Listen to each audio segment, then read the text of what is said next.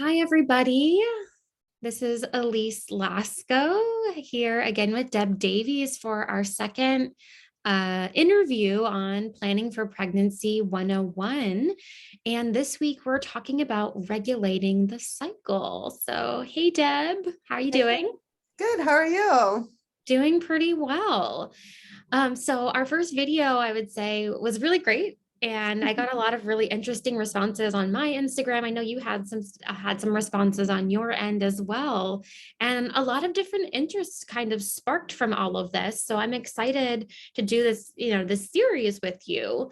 And regulating the cycle is something that I think is relevant for all women, regardless of where they are, whether they're early 20s, teens, late 20s, wherever they are, or even, post pregnancy, or wanting to have multiple babies. I think knowing about regulating the cycle is really important.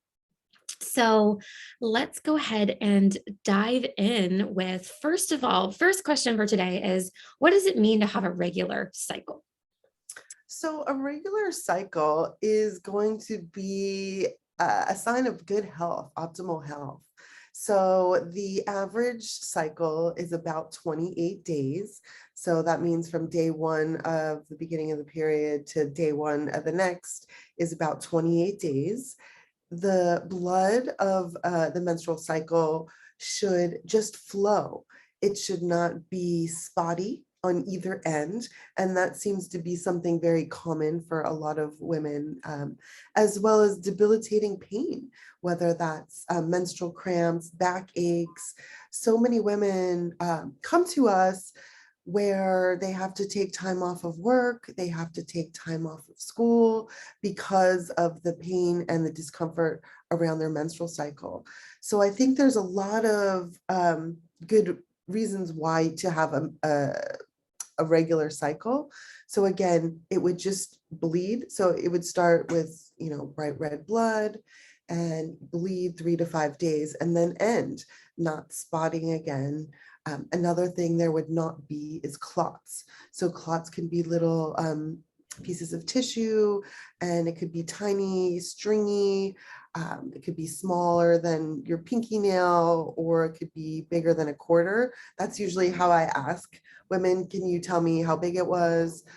I've had women tell me about clots the size of oranges, limes, lemons. So they can be very large, and that I feel like that blocks the pregnancy from happening.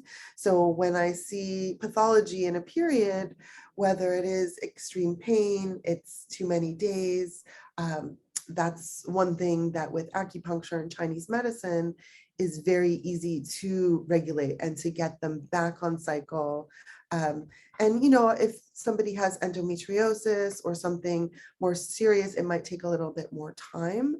But I think that it's really helpful for people to know what a good period looks like, because oftentimes they just start with this and that's what they assume. And thinking back to my teen years, I had debilitating pain and I thought that was normal month after month after month until I found an acupuncturist and she helped regulate my cycle. Wow. Yeah, it sounds like you kind of answered two questions in one, but maybe we can go a little bit deeper. So it does seem like it's very normalized for women to have a lot of pain around their period. And a lot of the education that we have around that is like it's normal to have horrible cramps. A lot of times, like exercise is encouraged during the cycle, and eating, like it's okay. Obviously, it's okay to have the chocolate or the greasy food. But in some of my own research, I found that some of the things that I was taught growing up actually might not be the best. So could you speak a little bit more about, some of the self-care around, your cycle and how that also helps to regulate you, and what are kind of some tips for, taking care of your body during your cycle? That's a great question. And that is something that a lot of people aren't really aware of. So, one thing to know is when you are bleeding is that you shouldn't be having sex. And, like let it flow, let it go out. Nothing needs to go in during that time. So, to take a week off from having sex while you have your menstrual cycle, that will decrease your chance of having clots and could be painful things, because again, something's going up versus coming out. That's going to cause some kind of stagnation, which could cause pain. So some of the other things to think about when you have your menstrual cycle is don't push yourself. It's not good to exercise to exhaustion.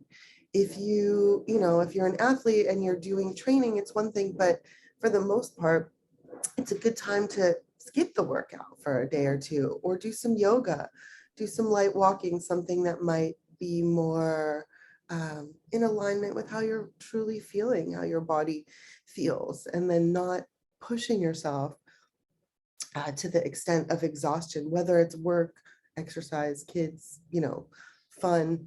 It's okay to just stay in and rest when you have your period, which a lot of people, just in the US, we're always like, go, go, go, go, go. So we don't feel like we can take a break sometimes. Totally. Yeah. It's like not part of our culture to No. slow down. And yeah, for me and some of my own research, started learning how to slow down more during my cycle and giving myself that permission. Because the more research I do, I'm like, oh, like women's bodies are supposed to slow down during that time. Okay, so it leads me to my next question, a little bit more about, why is it important to actually have this regular cycle for pregnancy, to get pregnant, to stay pregnant? Why is that important? So the reason why it's important to regulate your cycle is that you want to have, it's not just about getting pregnant. A lot of fertility patients just want to get pregnant. I just want to get pregnant. And they're crazy about it. And I understand, especially if you've been trying month after month, year after year, it gets very challenging, but it's not just about getting pregnant. It's about staying pregnant, carrying to term, giving birth to a healthy baby, and having a healthy mom.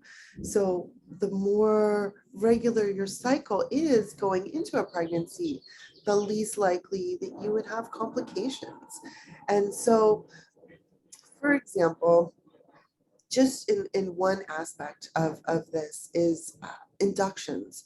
A lot of women are coming to me wanting to have a natural physiological birth where the labor initiates on their own. So if you look at the average pregnancy is about 280 days. And so if you work backwards, that's a 28-day cycle times 10. So if somebody has a 32-day cycle, say, they have a little bit longer cycle, in the state of California, we are legally allowed to go up to 42 weeks of gestation before the medical team will pharmacologically induce us. And so if you have a 30-day period, it would be likely that you might have a 300-day gestation. So this is something that I've seen over the last 20 years of working primarily with women's health, is if she has a shorter cycle, like a 26-day cycle, she might have a 260-day gestation. So she might go a little early, but those ones that are 30 plus days, that's where the concern is, because it's a problem, and then you wind up being induced, and then that can be harder on the mom, on the baby, on the beginning of this child's life, the recovery, all that. So it's really important to have a regular cycle, because most likely they'll have less challenges during the pregnancy. They'll be able to carry to term and be able to have a physiological birth without any kind of birth trauma, and then be able to do it again and again, depending on how many children that she's trying to have. Yeah. That's such a great point. And we talked about this last time too, is that the length of your cycle is the length of gestation typically. And, what a lot of women might not know is, that the rule about being induced and depending on the state. So I think that's just such a great point as well. So the more healthy your cycle can be early on before getting pregnant, that also correlates to how you'll be during pregnancy and delivery. So I think that's a great point. So just, going a little bit more into actually how to regulate the cycle. What are some ways for women that are having irregular cycles or really heavy periods or really short or really long? How do you regulate? Like, how does acupuncture do that? And then maybe beyond acupuncture, what are some other ways that, women who want to regulate their cycle, how can they do that? Well, acupuncture is all about balance in the body. So if there's pain or disease or some kind of imbalance, then there's something out of balance. So the way that I regulate their cycles is with Chinese medicine and acupuncture and Chinese herbs. Um, I do talk a lot about the things that they can do for themselves as well, like getting 8 hours of sleep a night is really important. And that's something that the mom can give herself. Drinking 8 glasses of water every day, eating 8 servings of fruits and vegetables every day. Those are the ingredients that are going to make up her baby. So those are the things that she can have control over and ultimately make the biggest difference for her. But acupuncture, it's truly amazing with herbs as well. Excuse me. Yeah, so that's really what I would say. And then for what to do at home, it's like reduce stress, having conversations with your partner, making sure you're both drinking enough water, having the right nutrients. You could consider eliminating toxins, any kind of chemicals, like just not, so for one, having like grass-fed organic foods and meats, eliminating anything with toxins like from plastic water bottles, not drinking out of plastic water bottles, being mindful of any household cleaning products, skincare, body care, healthcare, any kind of thing that you would put in and on your body is going to affect your health, like dryer sheets. Cause male infertility, and people don't talk about this, or they're not aware of, oh, I've been using Tide and I've been using this forever, or whatever your brand is. So really starting to look into chemical-free products, cleaning products, anything that you put in and on your body. And those are some of the things that you can start to do to clean up your environment, to have a more regular cycle, to have a healthier pregnancy, to have a healthier family, really. Yeah, those are all such great points. And I think it's also something that some of what we talked about last time is that a lot of times it's simple lifestyle changes that we can make to regulate our cycles. If you don't mind me sharing, there's a book that I really like that really helped me in understanding more. Mhm. This book is called The Fifth Vital Sign. It's by a naturopath named Lisa Hendrickson Jack. And this book really taught me a lot about my cycle, and just all the phases, whether you're, trying to prevent pregnancy or promote pregnancy or postpartum. This book just has a lot of information, and it talks about some of the things that Deb talked about, is like like removing toxins from the house, ways to replace them, diet, and then also just becoming more aware of your cycle and tracking. And this is something that I never really thought was that important when I was younger, is like, well, I know my period's going to come approximately this day or whatever. But learning how to track also just can help to regulate, because you're just more aware that it's coming. Mhm. And and maybe you can speak a little bit more about that, Deb, is, how do you track your cycle? What are some of the resources, and how does tracking your cycle help your body to regulate? So what we learned in school was to use a BBT chart, so the basal body temperature chart, where a woman would take her temperature in the morning, first thing before she kisses her partner or goes to the bathroom or anything. You take your temperature every morning, pretty much the same time, and you would put it into a chart. Nowadays, it's become an app, so you don't have to just use the piece of paper, but you would check when you have sex. You would check when you see cervical mucus. So it is another piece of getting comfortable and getting to know your cycle, writing down all the details of it to help you understand and track it. So, if you're lucky, it comes regularly every 28 days forever. And that is ideal, obviously. Um, yeah. Did I answer the question? Yeah, yeah. And then just to, go a little bit deeper into that. So some of the apps that they have for cycle tracking, I use one called Cycles. Mhm. Yeah, there was one that you had recommended. I can't remember. Flow is the one I used, and I really like that just because it asks you your mood. And so, even being super irritable is not, normal. It doesn't have to happen that you're just this horrible bitchy mess every month. It doesn't have to be like that.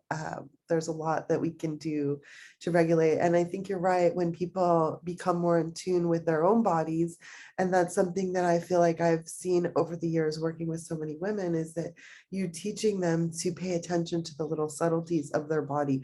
Oh, did you have pain this week or this month? Oh, did you have clots? And when we see, we as an acupuncturist, whenever me or one of my staff sees a patient, it's like we want to know all the intricacies of that period, and we're going to ask extreme details that first visit, because then oftentimes people forget the problems that they were having. And so then we can go back and look in the records and say, oh, well, is it just starting with the flow? There's no more spotting. Oh yeah, that went away. Oh, Mm. are you having the cramping? Oh, it's just mild one day now, so something like that. So it's really cool to be able to see the changes, as well as color of blood. Like blood should be a bright red. It shouldn't be dark or brown or, clotty or any of those things. So there's a lot that we can do to prepare the palace, so to speak, getting your body ready. Donna Keefe taught me that phrase in a CEU class many years ago, and I just love it, because you want to prepare the palace, so to speak, and there are things that you can do, like if you're really cold, for example. That's something that I come into very often with infertility, is the woman is always freezing cold, and she typically has a really healthy diet of a smoothie for breakfast and a salad for lunch, and then you touch her abdomen and she's ice cold. And so everybody knows that saying, a bun in the oven, but a bun does not grow well in a fridge. And so one of the most important things is going to be warming her up. So we're going to use Chinese herbal medicine. We're going to use something called moxibustion, which warms women and boosts their energy to be able to um, have healthy, safe pregnancies, really. Awesome.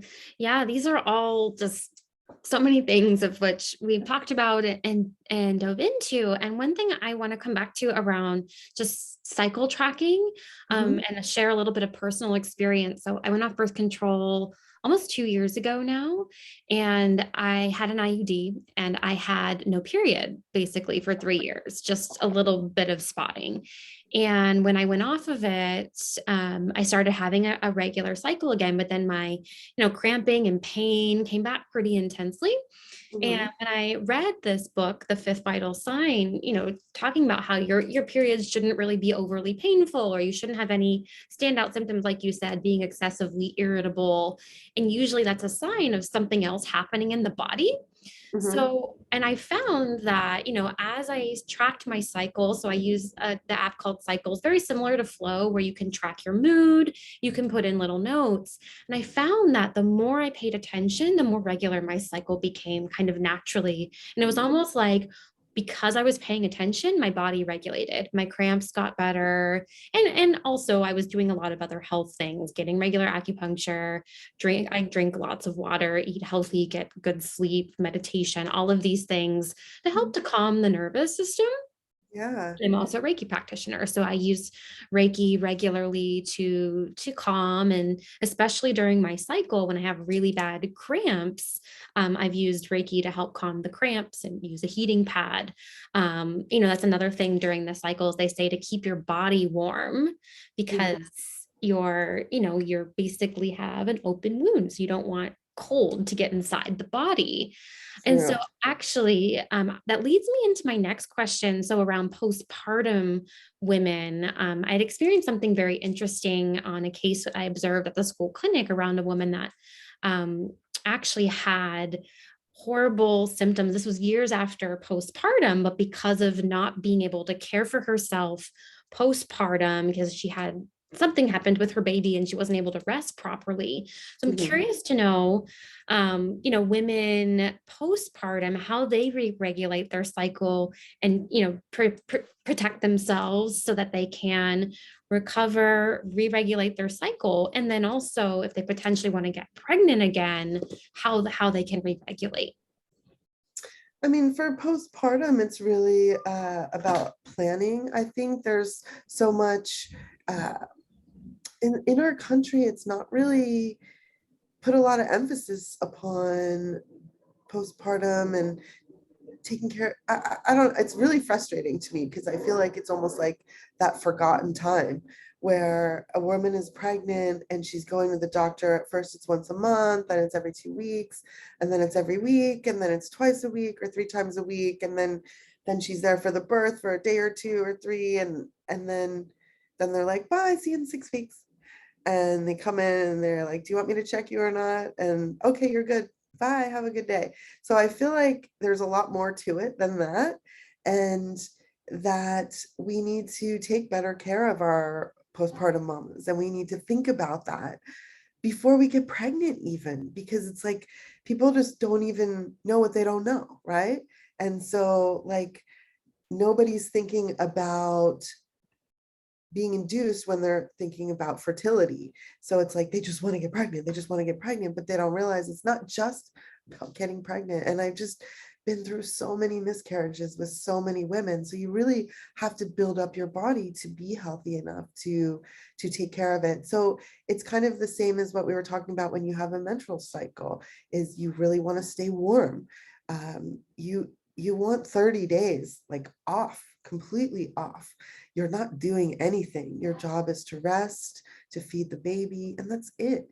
So getting, whether it's your mother, your family member, a postpartum doula, in to help you to learn how to breastfeed, to be able to get some sleep, to whatever. There's just so much work involved in having a child that a lot of times that is common, that it just kind of goes, I don't know, like you're just like forgotten. And it happened to me as well. I am 20 and 21 years postpartum, and I literally started working on my own health about 16 years after my second, because that's when I finally had time for me. And I had the ability to work on myself, because when you have a little baby, there's no time for yourself. It's hard to make time for yourself. So I think just learning things like the importance of staying warm and staying in bed. The midwives often will say, after you have a baby, 1 week in the bed, 1 week on the bed, 1 week around the bed. So it's like you're pretty much home. And in other cultures, like in China, they do this thing called Zouweiza, where it's like a 30 or 40-day period of sitting in, and your mother will usually help you with this and keeps you warm. And in the old school, they'd have a heater in the room and you couldn't even leave the house. You can't shower. And there's just so many things to do to be really safe. And I see a lot of bad things or wrong things happening in the US, where a mother-in-law flies in, and so then the mom is cooking dinner 2 days after giving birth for 10 people. What? Like, what is wrong with our culture to realize that's not okay? Yeah. Somebody else needs to step in and cook breakfast, lunch, and dinner for her, to do the laundry, to do the cooking, and you Mhm. slowly get in, but you only have this precious time when your baby is little once, as well as after you give birth. There's the placenta, where that's the nutrients that's connected to mom, that gives the nutrients to baby, comes out. And that thing's like a big meaty steak. So, sometimes it can be like this big, it's huge. And so if that wound was on the outside of your body, I bet people would rest more. And so when they're not resting, that can really affect their health for the rest of their lives. And it can especially affect their menopause and make it miserable and make it harder if they're not getting the rest and care they need postpartum. And so, I know it depends on money and time and lots of things, but this is one of the most important things you could think about, even as a fertility patient, is to think about your postpartum and how you're going to handle that, how you're going to manage that, and how you're going to get support through that, because it is going to be the most exhausting time of your life. And it takes a village. So it is the time to call upon your village and to ask for the support. And when you have a baby shower, maybe somebody does one of those food trains or something for her, or sets up a fund for a postpartum doula or something. Like there are so many things that we can do to help families once they've given birth, but really giving mom that rest is just so paramount and so important. So that's a beautiful gift that you could give a pregnant family, is time to help them, to go and support them and to sit with them and to do their laundry, things like that. So many people put so much emphasis into the birth and the birth plan, and you can also think about a postpartum plan. So if people come over and bring you food that people are always wanting to help. Oh, what can I do? Say, you know what, there's a honeydew list on the fridge. If you could do one or two of those things, that'd be great. And it's very humbling for your neighbors to come back with your folded underwear. But you know what? Like, let them do your laundry or hire a service or something. Like, even the poorest people that I know, will, like people from Mexico, they have really great culture of postpartum and taking care of their women. So they learn that it's the most important thing is that they save the money so that they can take the time off, so that she can be healthy and that she can bond with the baby, and then to be able to step in back into life and then potentially doing it again. So yeah. Totally. Yeah. So it sounds like, for women who are postpartum, the best way to re-regulate is to rest and to be taken care of, in order to get back and get, for whatever your goal is to rest, to get back and work eventually, or if you're just taking care of your child, or if you want to get pregnant again, your body really needs that recovery time, it sounds like. Yeah, it does. It does definitely need some recovery. It's the most exhausting thing you'll ever do is give birth. And yeah, as soon as that baby comes out, all the tension goes away from you and onto the baby. So it's a very dramatic shift. Most women feel very frustrated by it, like a smack in the face, or, I've heard so many different stories on how they manage that, but it's really a challenge to not be the center of attention anymore. And it's almost like you don't matter. Mm. I felt that way too. You know, everyone's like all about the baby, all about the baby, all about the baby. And I'm just like, okay. Yeah, and it's the mama is really important because mama is also feeding the baby for, 1 year, maybe 2 or 3 in some people's case. So you really need to keep your body safe and strong. And the way to do that is to give yourself that proper recovery time postpartum in order to fully be able to dive into taking care of your baby and, anything else that she's going to do later on. So it sounds like that this carries you not just, pregnancy postpartum, but also way into life, into menopause, like you said. So it's super important for anybody, regardless of what phase you're at. We're about to the end of our discussion today, so I didn't want to take too much more time. But yeah, just letting everybody know wherever you are in your journey, whether you're in your early 20s wanting to get pregnant or in your early 20s wanting to get pregnant later, these are all important things to just think about, wherever you are in your journey, 30s, 40s, 50s. So as we wrap up, Deb, is there anything else you wanted to say to, women around the cycle and regulating? Is there one tip that you have to wrap it up today or anything else? I think that finding an acupuncturist will be really beneficial for you if you are struggling, especially if you're struggling with fertility and you're older. I mean, at any point you can go and they can help give you tips. I find that a lot of times some of the most helpful advice is something that I say to a woman one-on-one, like those freezing cold women, like it's not good to have a smoothie for breakfast. It's so much better for your body to have something warm like porridge or congee or oatmeal or eggs or something, to get that digestive fire flowing in the morning. So staying warm. And yeah, I would just say to find an acupuncturist that specializes in women's health to help you to regulate your cycle, to get some answers, because there's so much help available, and it's really not that challenging. Once you go and learn a few different things, it can be life changing. So it's really exciting. That is super exciting. So Deb, if people do want to get acupuncture from you, if they're local to San Diego, what is the best way for them to reach out to you?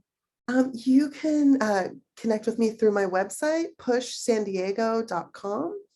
And I would be happy to see you in the clinic if this is something that you need or I can support you with. I really specialize in fertility, pregnancy, birth, and postpartum, and especially those high-risk pregnancies, multiple miscarriages. Unfortunately, I've supported lots of people through those, and you know, want to help you stop going through those and get to the kid. Yay, beautiful. Well, thank you for your time today and thank you for sharing Yeah. all your knowledge. And we look forward to doing this again soon. Perfect. Thank you, Elise. Thanks, Deb. Have a good day.